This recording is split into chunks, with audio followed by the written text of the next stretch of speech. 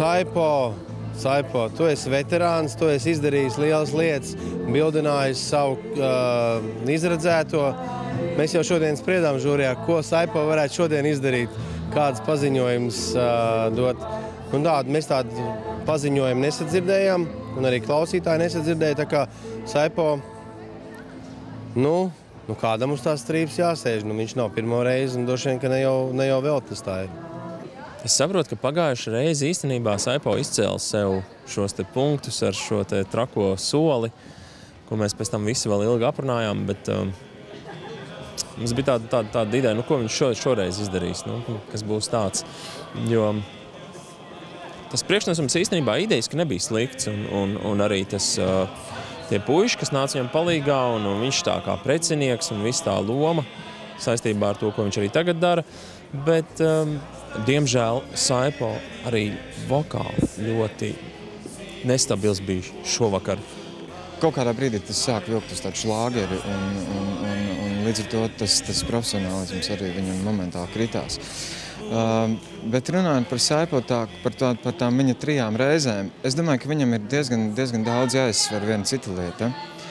Jā, mēs viņu esam pieņēmuši kā romantisku dziedātāju, bet viņam bijuši izcils 2 veiksmes. Un tajās 2 reizēs viņš nav bijis romantisks. Viņš ir spējis laust savu čaulu, un viņš patiesībā ir viens traks zelts. Un es domāju, ka viņam varbūt ir jāpagriežās, jāpagriežās apakaļ uz to trakā puika pusi.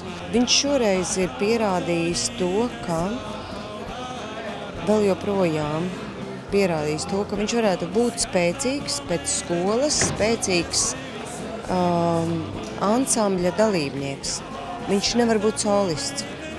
Un šī reize, manuprāt, bija tieši tā, kas pierādīja, ka kāds, kurš uztaisīja aranžiju no tiem 6 cilvēkiem, un es galā kā pasniedzējs esmu piedalījusies, uztaisīja aranžiju, piedāvāja viņam diezgan spēcīgu to aranžiju, un piedāvāja arī viņam būt kā solistam, tad es domāju, ka viņam, ja tas ir tāds numurs, tad viņam nebūtu bijis jābūt solistam, viņam būtu bijis jābūt bekā, un kāds, kurš to izveidoja, to kā savu ideju, būtu bijis jābūt kā solistam, tas būtu ļoti spēcīgs priekšnesums kādā no koncertiem, nezinu, tur Līgo vakarā vai vienalga kur, ja, bet